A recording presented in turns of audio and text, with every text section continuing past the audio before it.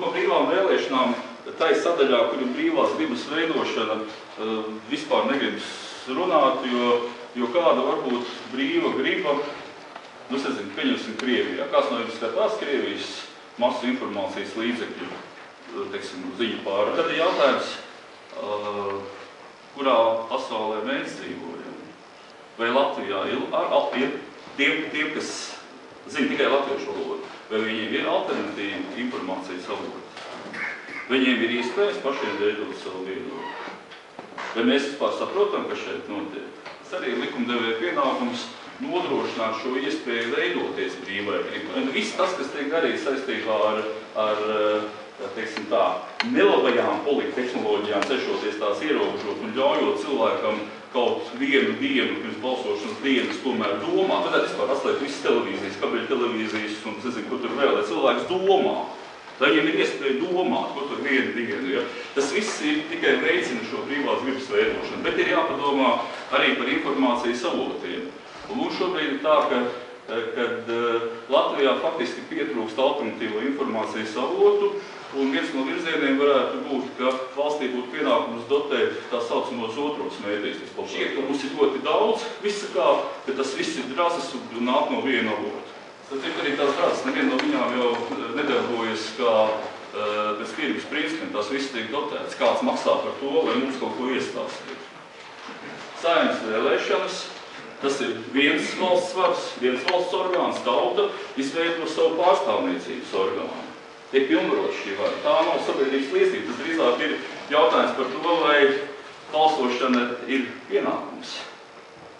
Tad ne tikai esklāta balsošana, bet vai balsošana ir pienākums. Daudzas valstis, ne tikai Britu sadraudzības vai Dienvidamerikas, bet arī Eiropā, kurās tas ir pilsoņu pienākums. Nevis morāls, bet juridisks. Publiski tiesisks pienākums, par kuru neievērošanu ir parasti sods un cietumā neliek, bet naudas sods ir tāds, nu,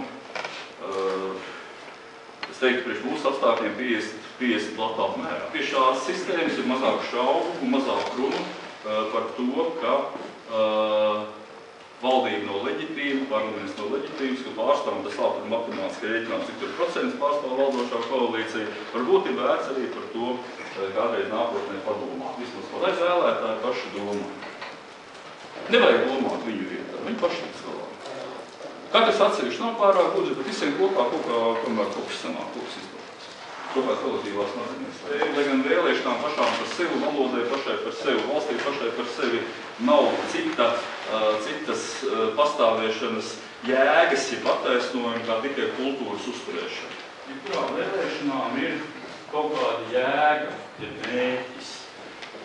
Vēlēšana mērķis jēga ir tik pie uzticamiem pārstāvjiem. Lai šo mērķi sasniegtu, vienmēr ir jāatbilda divi uzdevumi, kas ir savstarpēji izslēdzoši. Ir jāpanāk gan plašāka interešu grupu pārstāvība, bet nav jēgas no visu interešu grupu pārstāvības, ja viņi tur tajā ievēlētajā likteņā nevar vienoties, izveidot darboties spējīgi vairāk. Teikt, ka viens uzdevums ir primārs un otrs pakārtots, nebūtu īsti pareizi, vienkārši jāatrod pareizais samērs starp šiem diviem uzdevumiem, lai efektīvāk sasniegtu mērķi. Kas šeit Latvijā ir puski jocīgi šajā ziņā, ka mēs esam pateikuši, ka, lai nodrošinātu darboties spējīgu vairākumu, ir jāierobežo šo dažādu sabiedrības grupu pārstāvību ne vairāk kā 5% no tiem, kas balsojuši. Ja? Tas ir pateikts un pieņemts kā tāda, es nezinu, kā aksioma. Tā nav aksioma. Es labi atceros, kad diskutēju par 5. Saeimas vēlēšanu likumu. Bija divas diskusijas, kas bija apmēram stundas garumā. Viena diskusija bija par balsošanas vecumu, jo toreiz bija 21 gads, vajag izdarīt grozījumus. Bet tur bija skaidrs, ka mēs nonāksim 18 gadiem. Un otra diskusija, kas tiešām bija tāda, argumenti skanēja, tikai varēja just kaut kur lēmumus, jo toreiz bija pieņemts kaut kur citur, un balsošana to parādīja. Un diskusija bija par to, kas Latvijai būtu piemērotāka, 2 vai 4% barjeru. Eksperti toreiz, es negribu teikt vairums, bet ļoti daudzi sliecās uz 2% barjeru. Ja prasītu man, es teiktu, ka zem 4, noteikti zem 4. Jo 4% jau ir parādījuši, ka ir, ja kaut kāda ievērojuma grupa, kas ir organizēta, paliek regulāri aiz, netiek ievēlēta, nav pārstāvēta šajā lēmumu pieņemšanas, nozīmē, ka sistēmā kaut kas nav kārtībā. 5% mums parādījās ļoti klusu, tas nav nekāds noslēpums. Tagad jau vairākas gadus par to atklāt runā, 5% tas nekādas, kā mēs sakām, sabiedrības apspriešanas, informēšanas, izrēķinājumu pieņēma Latvijas ceļš. Toreiz atcerieties, daži jaunieši būtu vairs neatcerās, bet Latvijas ceļš savulaik veidoja visas Latvijas valdības. Visas Latvijas valdības, tikai atkarībā no rezultātiem viņiem vajadzēja izvēlēties savus partnerus, un tad viņi vienkārši izrēķināja. Ja pacels procentu barjeru no 4 uz 5, tādā gadījumā priekš valdošās koalīcijas izveidošanas pietiks vienu partneru mazāk. Tāds pragmatisks politisks aprēķins, bet tas jau nav vienkārši matemātiski ar vienu mazāk. Tas nozīmē, ka toreiz pasaukt jebkuru, ka tev nav jārēķinās ar viņu gribu. Ja mums būtu jāprast, kurā brīdī Latvijas valsts un politiskā elite sāk izvirst, es teiktu, ka šis ir tas datums, ka to vajadzētu nosvinēt. Ja? Satversmes tiesa šādi jautājumu skatījusi. Taču Satversmes tiesa nav vērtējuši šīs procentu barjeras samērīgumu priekš Latvijas. Viņi ir uzskaitījusi valsts, kur ir 5%, Vācijā, piemēram. Tas, kāpēc Vācijā 50. gados noteica 5% barjeru, bija ļoti vienkārši, jo vispārējās vēlēšanās komunisti parasti savāca 4,6–4,7% balsu. Lai komunistus nebūtu ar viņiem atcerieties pēc kara, komunistus nebija vienkārši pārliecība, tā bija aģentūra.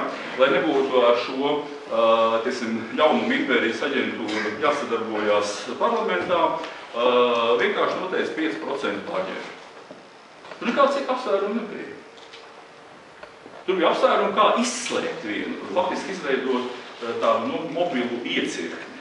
Ar visiem tiem pašiem principiem, kas ir nodrošināt brīvu gribas izpausmi, kas ir pašā balsošanas iecirknī, kaut ko līdzīgi izveidot, kas nav uz noteiktu darba laiku, bet uz noteiktu klientu apkalpošanas skaitu. Piemēram, gaisarā, lielas slimnīcas, pēc tādu nevarētu izveidot. Bet doma, ka varētu dot iespēju vairāk braukāt apkārt pa mājām, pansionātiem, vēl kaut kur, ir atkal pašos pamatos, jo tas rada pārpratumus par to, vai vēlēšanas ir bijušas godīgas. Par internetu balsošanu šobrīd, es domāju, ka diskusiju nesāksim, jo tur ir, tas nav nākamo vēlēšanu jautājums, jo ieguvumi tas izdevumi nekādā veidā neatsver ieguvumus, un tur ir dažādi riski, kas vēl jāvērtē. Es domāju, ka par internetu balsojumu, tas kļūst par kaut ko tādu, redzamāku, ka tas kādreiz varētu būt Latvijā, tad mēs noteikti par šo tēmu sarīkosim kādu pasākumu un izrunāsim. Jo internetu balsojums iznāk, ka tu atrodies, kur tu gribi. Tu esi nevis iecirknī, tu esi nevis pie tevis apnāk, bet tu pats. Un tad jautājums, kurš ir tas, kurš balso? Tieši Igaunijas tiesas spriedums izrādās, kad darba devējs savāca identifikācijas kartes no saviem darbiniekiem un viņi vietā nobalsoja. Šeit ir Vācijas konstitucionālās tiesas spriedums.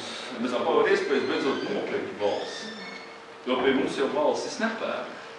Pie mums balsis tikai pārdod. Un pārdod tu vari, kam tu gribi, ko tu gribi, bet tavu brīvā griba, kad balsošanas iecīknē ir aizliegti kabīnītē esi, tu pauc savu brīvo gribu. Tev neviens, kā es saka, neraustais zīmuli, nespiež darīt savādāk. Pēc tam jau ejot tādā un iecību sakontaktē, kā tu gribi tās gribas jūtojumu vai izpausmu, vai stāstīt mājās, otrajā pusītē mīļām ir labāk, ka tiešām izpausties. Es novēroju, ka novērotāji pie balsu skaitīšanas līdz beigām klāt nesēž. Ja kāds paliek, tad tie ir partiju aktīvie novērotāji. Tie pretīgi, kas traucē visu dienu organizēt balsošanu, tie sēž līdz rītām, jau traucē līdz beigām. Sīkās kliedības tās notiek, ja kāds no komisijas locekļiem ir tāds kā lai to pasaka, mamma bērnībā no pareizās pasakas lasījusi un viņš tā ļoti cītīgi mēģina kaut ko pieskaitīt savam favorītam vairāk. Es saku, ka tu skaties pēkšņi vienā brīdī. Viņam tikai viena kaudzīga palikusi. Un tā otra kaudzīga pat tā lēnām malu, ja? Viņam lasot viena izteikti lielāka.